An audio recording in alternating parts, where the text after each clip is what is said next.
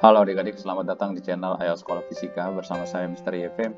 Pada video pembelajaran kali ini kita akan belajar materi fisika tentang perpindahan kalor. Kalor dapat berpindah dari benda yang bersuhu tinggi ke benda yang bersuhu rendah.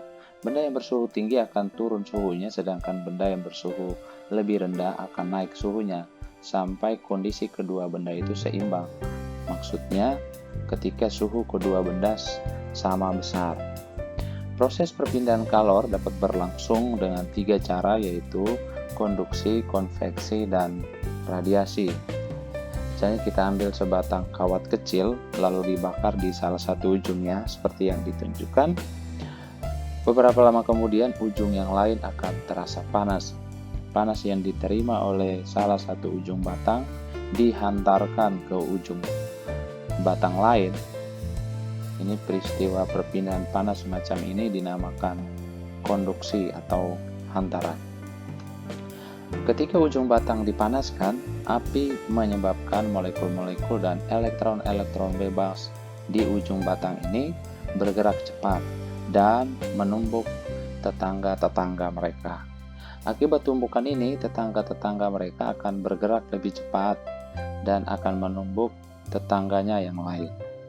Peristiwa ini akan terus berlangsung sampai seluruh molekul dalam batang bergerak cepat. Naiknya kecepatan molekul berarti naiknya energi kinetik tiap molekul, akibatnya suhu batang akan naik. Baik buruknya suatu batang menghantarkan panas sangat tergantung pada struktur molekulnya.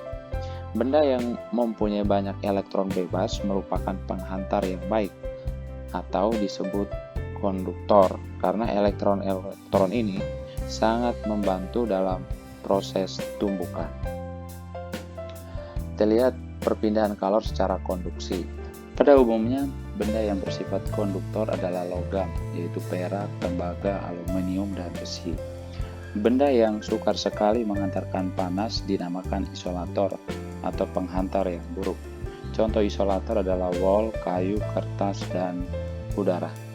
Cairan merupakan penghantar yang buruk, sedangkan udara merupakan penghantar yang sangat buruk. Saat berpori juga mempunyai lubang-lubang udara, karena itu saat berpori merupakan penghantar panas yang buruk. Wol, bulu binatang, dan lain-lain merupakan penghantar yang buruk karena mempunyai ruang-ruang udara di dalamnya. Sekarang mari kita akan hitung besar laju perpindahan kalor secara konduksi. Anggap sebuah batang pada dua suhu yang berbeda. Berdasarkan hasil eksperimen, diperoleh bahwa laju perpindahan kalor atau banyaknya kalor yang berpindah tiap detik sangat bergantung pada yang pertama, perbedaan suhu, yaitu delta T. Makin besar perbedaan suhu kedua permukaan, makin cepat perpindahan kalornya. Yang kedua, ketebalan dinding. Makin tebal dinding, makin lambat perpindahan kalor. Ketiga, luas permukaan. Jadi makin luas permukaan benda, makin cepat perpindahan kalornya. Sedangkan yang keempat, konduktivitas termal zat. Makin besar konduktivitas termal atau kemampuan mengantarkan kalor dari suatu zat, maka makin cepat perpindahan kalor. Secara matematis kita tuliskan laju perpindahan kalor setiap detik, ya, Q per T itu sama dengan K kali A kali delta T bagi D. Setrika terbuat dari logam yang bersifat konduktor, yang dapat memindahkan kalor secara konduksi ke pakaian yang sedang disetrika, sedangkan pegangan setrika terbuat dari bahan yang bersifat isolator untuk menahan panas. Berikutnya kita akan mempelajari perpindahan kalor secara konveksi. Walaupun cairan dan gas bukanlah konduktor yang baik, namun mereka dapat memindahkan kalor lebih cepat melalui suatu proses yang dinamakan konveksi. Konveksi adalah perpindahan kalor melalui pergerakan molekul-molekul secara besar-besaran dari satu tempat ke tempat lain. Dalam konduksi, molekul bergerak hanya pada jarak yang pendek saja, dan energi dibawa melalui tumbukan. Sedangkan pada konveksi, energi dibawa oleh molekul yang bergerak cukup jauh. Ada dua jenis konveksi, yaitu konveksi alami dan konveksi paksa. Pada konveksi alami, perpindahan molekul terjadi secara alamiah berdasarkan perbedaan massa jenis. Misalnya ketika kita memanaskan air yang dipanaskan massa jenisnya lebih kecil sehingga akan mengalir ke atas. Sebaliknya, air yang lebih dingin akan mengalir ke bawah. Pemanasan air seperti ini akan berlangsung terus-menerus hingga seluruh air yang hendak kita panaskan mencapai suhu yang sama. Pada konveksi paksa, konveksi jenis ini, fluida atau cairan atau gas yang telah dipanasi dipaksa untuk bergerak ke tujuan tertentu. Misalnya udara panas dari sebuah pengering rambut diarahkan ke rambut untuk mengeringkan rambut. Kelajuan kalor yang berpindah secara konveksi dalam suatu fluida sebanding dengan luas permukaan A dari benda yang bersentuhan dengan fluida dan selisih suhu antara fluida dengan benda, yaitu delta T. Secara matematis kita tuliskan Q per T sama dengan H kali A kali delta T. Dengan H adalah koefisien konveksi yang nilainya bergantung pada bentuk dan kedudukan permukaan. Konveksi banyak kita jumpai dalam kehidupan sehari-hari, misalnya peristiwa konveksi yang menghasilkan angin darat dan angin laut. Pada siang hari yang panas, daratan lebih cepat panas dibandingkan dengan lautan. Udara panas di atas daratan akhirnya naik karena massa jenisnya berkurang dan udara dingin dari laut bertiup ke daratan, maka terjadi angin lautnya. Pada malam hari, daratan lebih cepat dingin daripada air laut, sehingga udara di atas lautan lebih hangat. Akibatnya, angin bertiup dari daratan ke laut. Ini disebut angin darat. Pemanfaatan konveksi dalam kehidupan sehari-hari terdapat pada sistem pendinginan mobil, itu radiator. Ini radiator ya. Pembuatan cerobong asap dan lemari es. Selanjutnya, perpindahan kalor secara radiasi. Berbeda dengan konduksi dan konveksi yang membutuhkan zat perantara, radiasi merupakan bentuk perpindahan energi kalor yang tidak membutuhkan materi perantara. Semua bentuk kehidupan di bumi sangat bergantung pada energi dari matahari.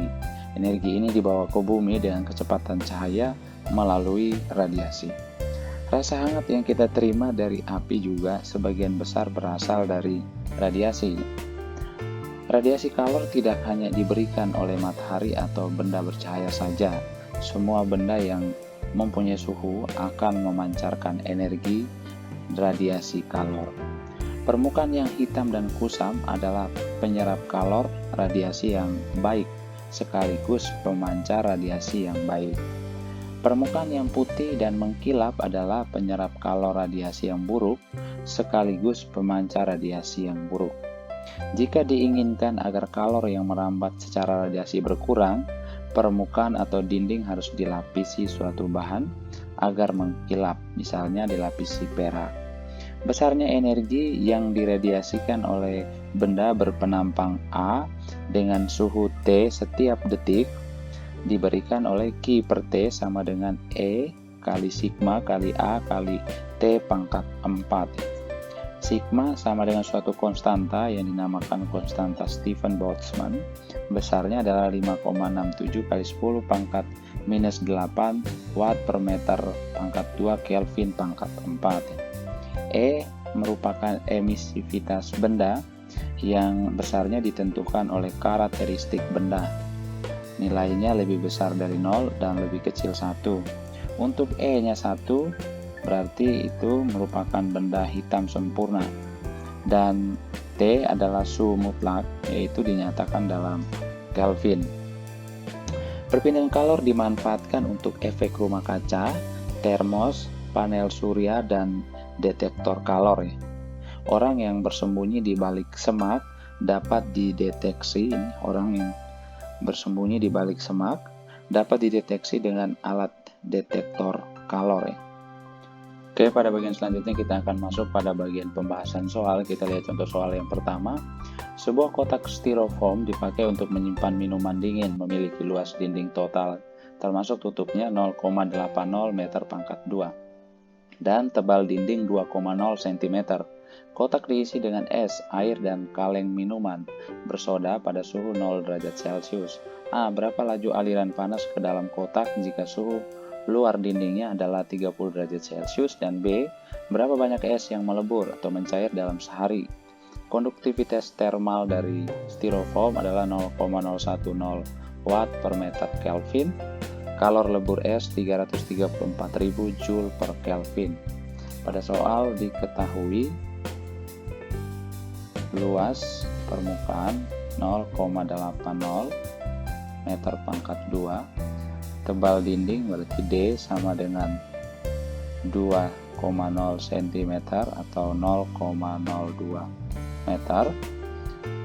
T1 sama dengan 0 derajat Celcius. T2 nya sama dengan 30 derajat Celcius, maka delta T nya 30 derajat Celcius. Jadi untuk pertanyaan A, berapa laju aliran panas ke dalam kotak jika suhu luarnya 30 derajat Celcius?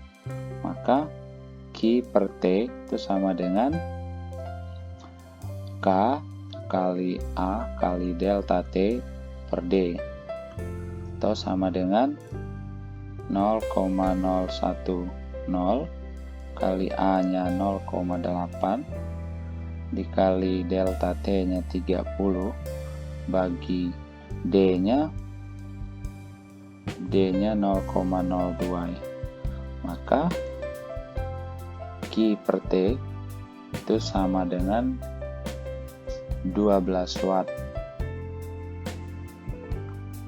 Sedangkan untuk pertanyaan B, dalam satu hari berarti T nya sama dengan 24 jam atau sama dengan 24 kali 3600 detik. Maka aliran total kalornya, aliran total kalor berarti Q totalnya sama dengan Q per T dikali T, berarti sama dengan 12 kali 24 kali 3600, atau Q totalnya, ini Q total sama dengan sekitar 1,04 kali 10 pangkat 6 Joule. Maka banyaknya es yang melebur ya, banyaknya es yang melebur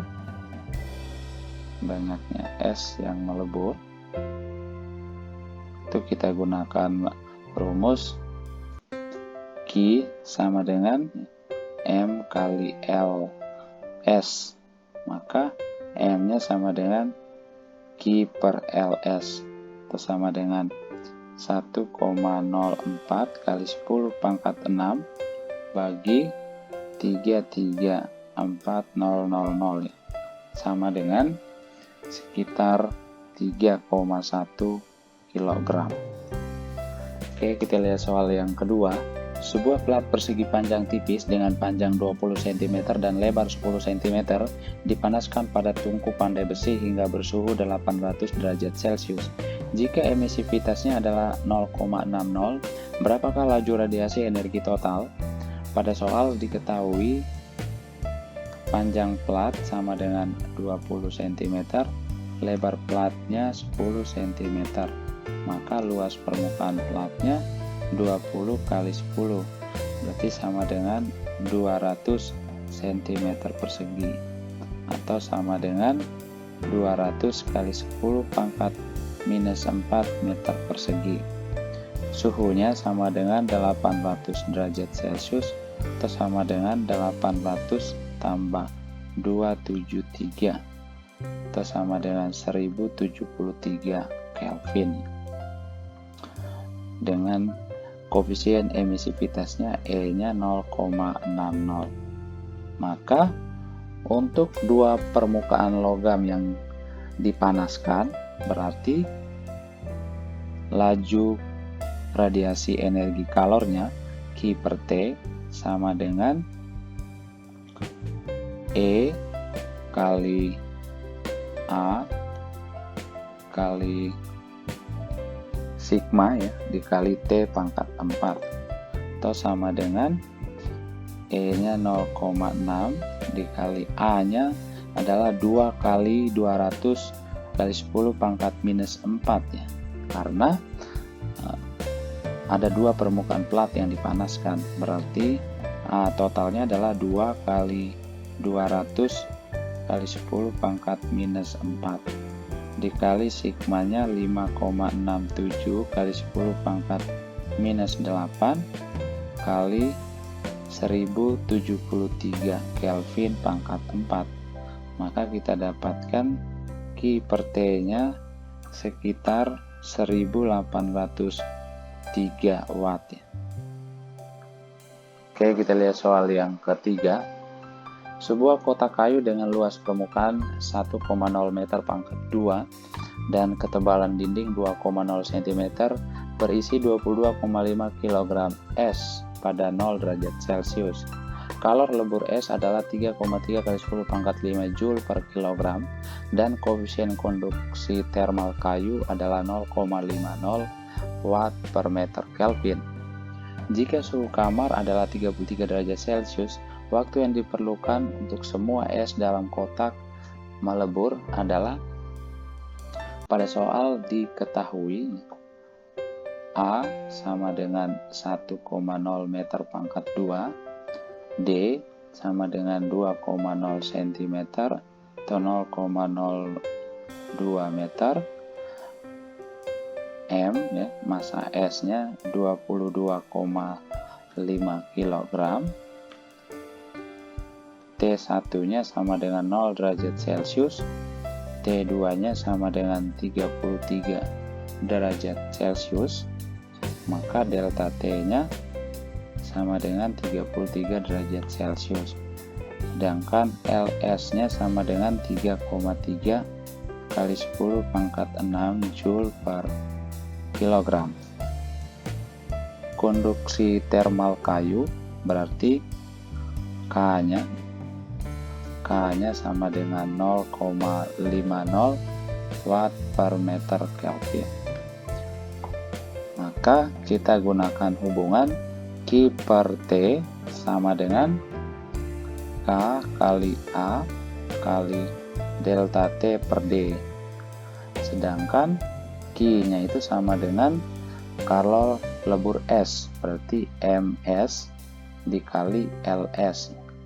Maka kita bisa tuliskan M kali LS bagi T sama dengan K kali A kali delta T per D. Dengan M-nya adalah 22,5, LS-nya 3,3 kali 10 pangkat 6, 10 pangkat 5 ya. Ini 10 pangkat 5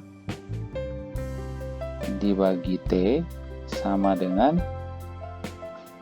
K-nya 0,5 kali A-nya 1 kali delta T-nya 33 dibagi D-nya 0,02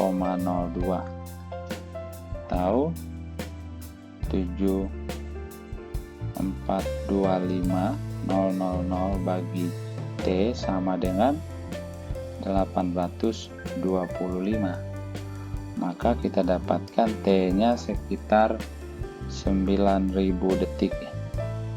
Jika kita konversi ke menit, 9000 detik itu sama dengan 150 menit. Oke, kita lihat soal yang keempat. Permukaan dalam dinding rumah dijaga bersuhu tetap 20 derajat Celcius pada suhu udara 10 derajat Celcius. Berapa banyak kalori yang hilang karena konveksi alami pada dinding rumah tersebut selama 1 hari? Ukuran dinding rumah adalah 8,00 meter kali 4,00 meter. Anggap koefisien konveksi rata-rata 3,5 Joule per second meter kuadrat Kelvin. Pada soal diketahui T1-nya 20 derajat Celcius, T2 10 derajat Celcius. Maka delta T-nya sama dengan 10 derajat Celcius ya. Sedangkan ukuran rumah yaitu 8 kali 4 atau sama dengan 32 meter pangkat 2 ya. T-nya selama 1 hari berarti sama dengan 24 jam atau sama dengan 24 kali 3600 detik. Maka kita gunakan hubungan Q per T atau laju aliran kalor itu sama dengan H kali A kali delta T. Maka Q-nya sama dengan H kali A kali delta T kali T kecil. Maka sama dengan 3,5 kali 32 kali delta T-nya 10 dikali 24 kali 3600. Maka Q-nya sekitar 9,68 kali 10 pangkat 7 Joule. Oke, kita lihat soal yang kelima. Suatu benda hitam pada suhu 27 derajat Celcius akan memancarkan energi 15 Joule per second. Berapakah energi yang akan dipancarkan benda hitam tersebut jika dipanasi hingga suhunya menjadi 327 derajat Celcius ya? Pada soal diketahui T1-nya sama dengan 27 derajat Celcius sama dengan 300 Kelvin. T2-nya adalah 327 derajat Celcius atau 600 Kelvin. Sedangkan laju kalornya atau laju energi kalornya atau Q per T1 itu sama dengan 15 Joule per second. Ditanya Q per T2 ya, atau laju energinya ketika suhu 600 Kelvin. Kita ketahui bahwa laju radiasi itu diberikan oleh E kali sigma kali A kali T pangkat 4. Sedangkan dari soal kita ketahui bahwa E, sigma, dan A ini adalah bernilai tetap. Maka kita bisa pakai konsep perbandingan. Maka Q per T1 banding Q per T2 itu sama dengan T1 per T2 pangkat 4 ya. Maka ini sama dengan 15 bagi Q per T2 sama dengan 300 per 600 pangkat 4. Maka Q per T2 nya sama dengan 15 kali 4 ya, 15 kali 2 ya, 2 pangkat 4 sama dengan 240 Joule per second. Jadi ketika suhunya 327 derajat Celcius, radiasi kalornya sebesar 240 Joule per second. Oke, kita lihat soal yang ke-6. Logam A yang ujungnya bersuhu 10 derajat Celcius disambung dengan logam B dan C yang ukurannya sama dengan logam A seperti gambar. Perbandingan konduktivitas termal logam A, B, dan C adalah 1:2:1. Maka suhu pada persambungan antara logam A dan B adalah, kita lihat antara logam A dan B diketahui LA sama dengan LB. Luas permukaan A sama dengan luas permukaan B. Dan konduktivitas termal A sama dengan setengah kali konduktivitas termal B. Suhu sambungan antara A dan B adalah T1 derajat Celcius. Maka T1-nya lebih besar 10 derajat Celcius dan lebih kecil T2 derajat Celcius, sehingga delta TA sama dengan T1 min 10 derajat Celcius dan delta TB sama dengan T2 min T1. Sehingga pada saat timbang laju aliran kalor melalui A dan B, kita bisa tuliskan Ki A per T sama dengan Ki B per T, atau KA kali AA kali delta TA per LA sama dengan KB kali AB kali delta TB kali LB, atau setengah KB kali T1 min 10 sama dengan KB kali T2 min 10. Sehingga kita dapatkan hubungan 3T1 min 2T2 sama dengan 10. Untuk persambungan antara logam B dan C, kita ketahui LB sama dengan LC, AB sama dengan AC, tetapi KB sama dengan 2KC. Suhu sambung antara B dan C adalah T2 derajat Celcius, maka T2 nya lebih besar T1, lebih kecil 120 derajat Celcius, sehingga delta TB nya T2 min T1 dan delta TC nya 120 derajat Celcius min T2. Pada saat seimbang laju aliran kalor melalui B dan C adalah sama, maka kita bisa tuliskan Ki B per T sama dengan Ki C per T, atau KB AB kali delta TB kali bagi LB sama dengan KC kali AC kali delta TC per LC, atau 2KC kali T2 min T1 sama dengan KC kali 120 min T2, sehingga kita dapatkan hubungan 3T2 min 2T1 sama dengan 120. Dari persamaan bintang 1 dan bintang 2 ini kita dapatkan suhu antara logam A dan logam B. Kita pakai eliminasi ya, berarti 3T1 min 2T2 sama dengan 10, 3T2 min 2T1 sama dengan 120 ya. Di atas kita kalikan dengan 3, di bawahnya kalikan dengan 2, maka kita dapatkan 9T1 minus 6T2 sama dengan 30, sedangkan bawahnya 6T2 min 4T1 sama dengan 240. Kita tambahkan, kita dapatkan 5T1 sama dengan 270 ya. Nah, kita dapatkan T1 nya sama dengan 54 derajat Celcius. Ini merupakan suhu antara logam A dan logam B, sehingga T1 nya 54 derajat Celcius dan kita dapatkan T2 nya 76 derajat Celcius.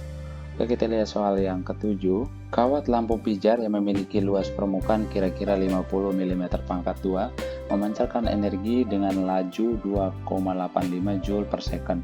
Jika kawat pijar dianggap sebagai benda hitam, suhu permukaan kawat pijar adalah, pada soal diketahui A-nya sama dengan 50 mm pangkat 2 atau sama dengan 50 kali 10 pangkat minus 6 meter pangkat 2 ya. Dengan Ki per T nya sama dengan 2,85 Joule per second. Maka karena bendanya dianggap sebagai benda hitam sempurna, maka E nya sama dengan 1, sehingga kita gunakan hubungan Ki per T sama dengan E kali A kali sigma kali T pangkat 4, atau 2,85 sama dengan 1 kali 50 kali 10 pangkat minus 6 dikali sigmanya 5,67 kali 10 pangkat minus 8 dikali T pangkat 4, atau T pangkat 4 sama dengan 2,85 bagi 285 kali 10 pangkat minus 14, berarti T pangkat 4-nya sama dengan 10 pangkat 12 ya. Maka T-nya sama dengan akar pangkat 4 dari 10 pangkat 12. Tahu? T sama dengan 10 pangkat 3 Kelvin. Oke, jawabannya C.